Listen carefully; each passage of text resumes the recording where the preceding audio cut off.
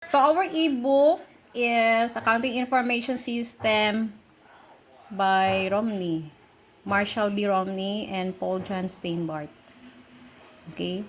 This ebook will be used by your two ComEd subjects, no? ACC 214 and ACC 224. So for our first topic, dito tayo sa chapter 2. No? Kasi chapter 1 is part of the introduction to Accounting Information System sa ACC 224. So, sa atin is overview on transaction processing and enterprise resource planning. No, transaction processing is the data processing cycle. So, page 24 of your ebook. Okay. I already put this in my discussion, no, in the recorded discussion. So, sa atin na lang is tingnan natin yung mga na-ignore natin on the discussions. Okay? Again, the learning objectives, nandun na yun sa recorded discussions. Of course, the ebook start with the case, no? S&S case.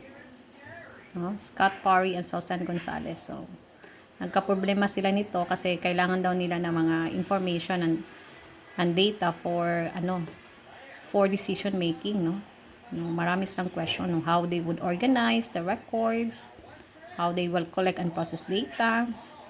So more on organizing the data and how they would design. Okay? And of course, mga procedures for their government obligations. So, yan ang problema nila. Okay. So, dalawang sections ito. The first section is the data processing cycle, which was already uploaded in your Blackboard. The second one is the ERP, but we will not discuss ERP ngayon, no? So, more tayo sa the data processing cycle. So, if you happen to look on your ebook, merong mga blue dito in the left side. Again, our exam would be September 5. So, please read this one, no? Especially the terminologies in your ebook. Okay? So, the data processing, we have 4 processes, no? The data input, the storage, the processing, and the information output, no? And, nakuha na ako na siya. Na-explain na ako doon. We have also the source document and the turnaround document. So, itong yung mga turnaround document, these are the documents coming from your office, maybe going to your supplier and then return it back to you, no? Let's say, for example, the, what else? So, from your supplier, no? The purchase invoice, no? Pwede siya, no? So, yung mga turnaround documents. This is the figure of the data processing cycle. I'll explain this in your video. So, we have here, please refer to mga source document, no? Maybe this would be part of the exam. So, what are the source document for taking the customer order? Sales order. The remittance advice. This is for receiving cash. So, we need the source document because we want to capture the data. Diba?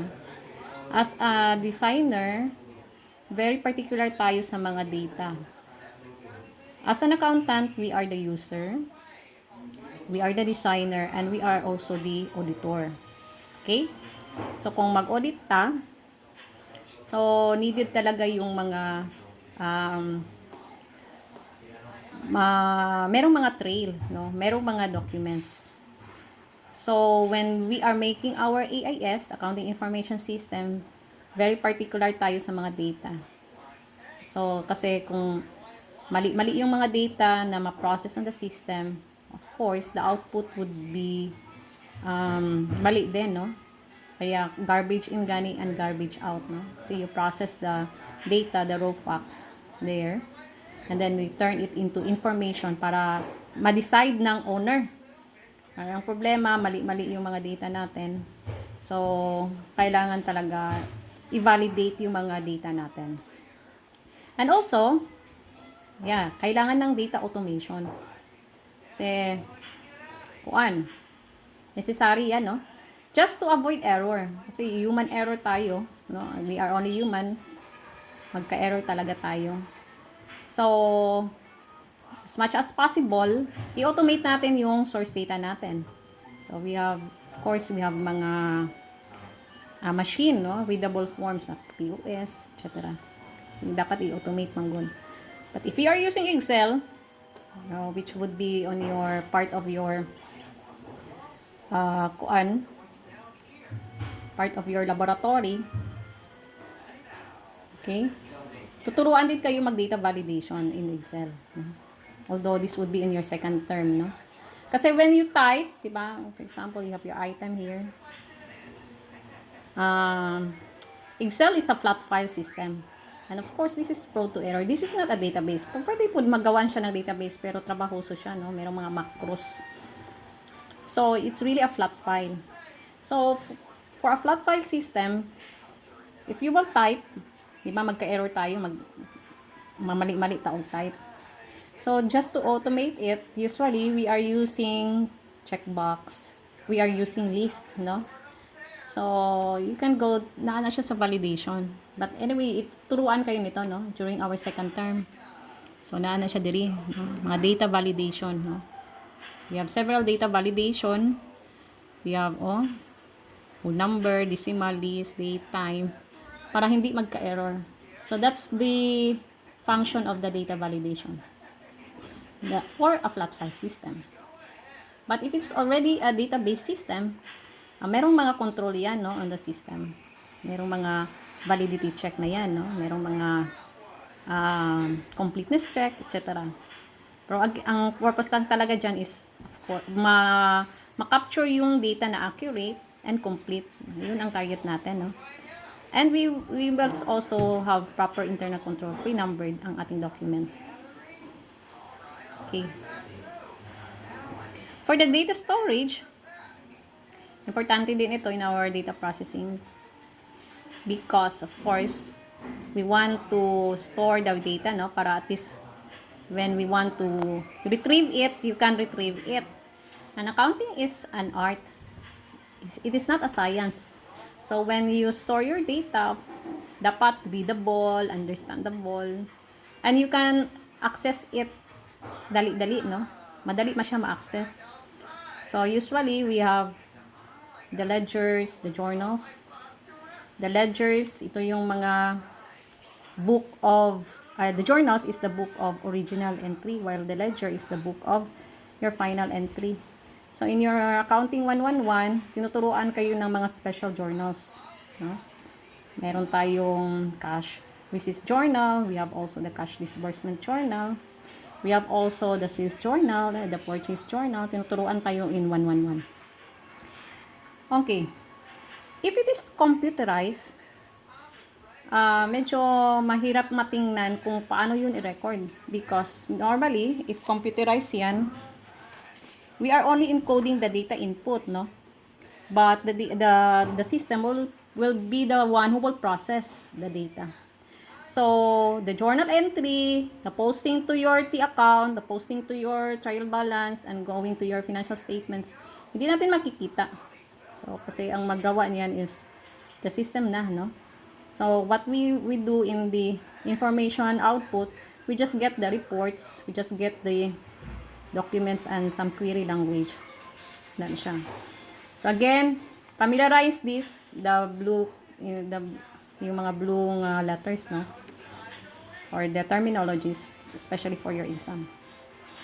For the coding techniques, okay, this is, para lang organize properly, no? Ang ating storage. So we have several coding techniques. It depends upon the designer, and we are the designer, so take note of that. We are the user, we are the designer, and we are the auditor. So, depende na sa imong technique, no? Whether you will use sequence, the block code. But make sure nga yung coding natin, we can still insert another file or another entity there, no? Meron siyang mga allowance kasi mahirap kung walang allowance. We know nga maging malaki yung system natin, no? Marami na tayong mga supplier, marami tayong customer later on. Marami tayong items later on and account titles later on.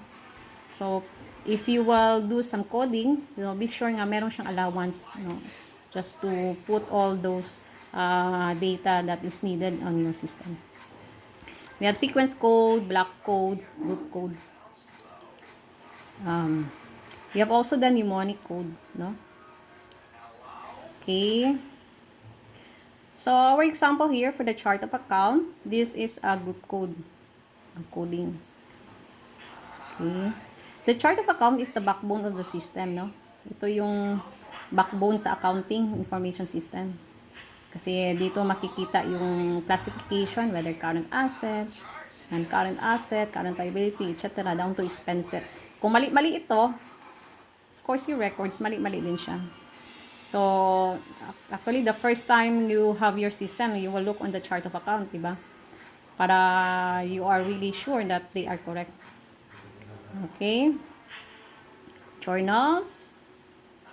The journals, ito yung mga book of original entry, no? General journals and special journals, which I mentioned kanina, no? The purchase journal, the sales journal, no? For credit sales, purchase journal for credit purchases, cash receipts, yung mga anything that you receive cash, cash disbursement, anything that you disburse cash, and we have also the general journal, mga infrequent, no? Mga transaction, non-routinary transactions. Okay. So, ganito yung laro ng processing. So, when you process it, automatic, the system will process it going to your subsidiary ledger, etc. Kanina pa ito ha, ikuan ko muna.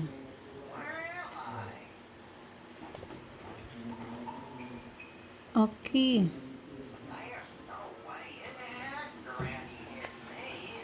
Yan. Again, kailangan ng audit trail.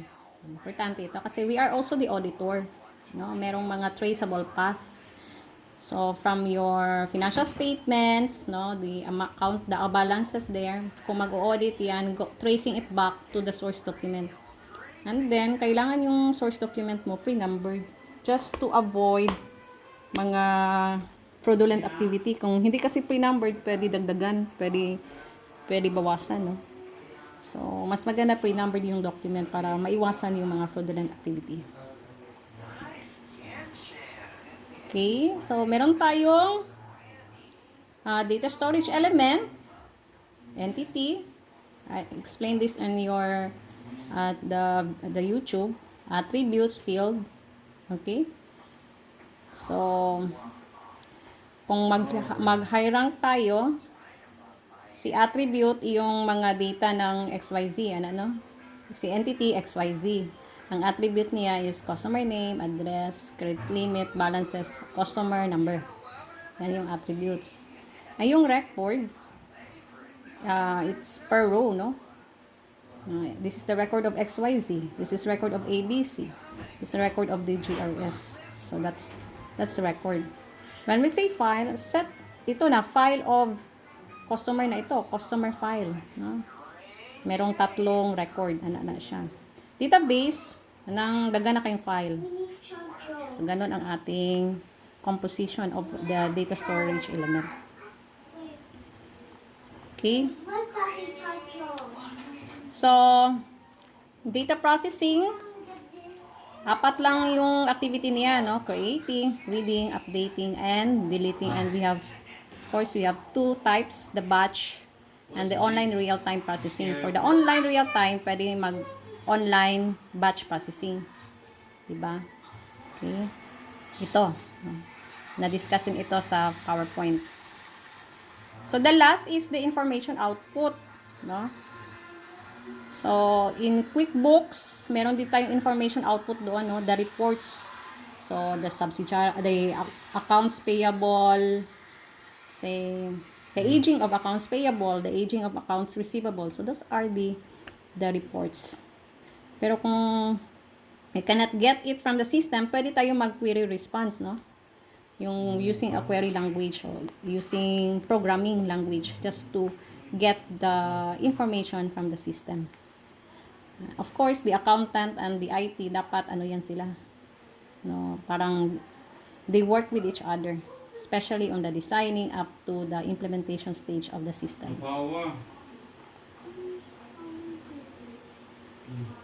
Okay.